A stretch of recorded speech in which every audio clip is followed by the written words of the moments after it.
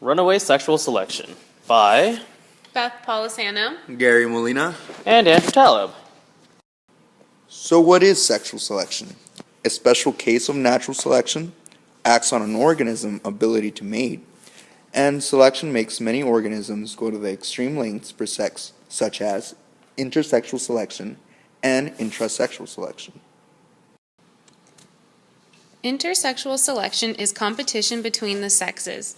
In this type of selection, males try to show off their physical or behavioral attributes in order to attract a female, ultimately leaving it female choice. For example, peacocks with bigger and brighter tails will attract a female more so than a peacock with smaller tails. Intersexual selection is competition within the same sex. Physical methods against other male animals are used in order to be able to mate with the female. Examples such as the male elephant with the larger and stronger tusk is more likely to kill or drive the competition away, enabling the female to select that male. However, intrasexual selection is not involved in the runaway sexual selection model. So, what is the runaway sexual selection? So what is the runaway sexual selection model? Proposed by Sir Ronald Fisher in the early 20th century, Ronald Fisher proposed that a linkage disequilibrium arises between alleles for male phenotype and female preference. As we can see in the figure below, right here, females pick their males. So what does that mean?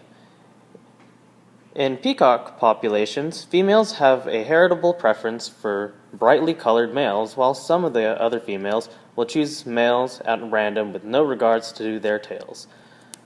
Male peacocks can also have a heritable trait for their feather coloration. However, some of the males will be more colorful than others.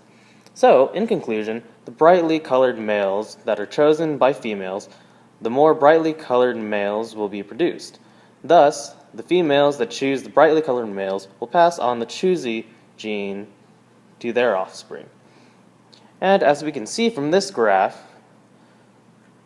not there, right here, yes, that graph. This graph shows that as females choose males with prettier or more favorable traits, the more these traits go up and up and up.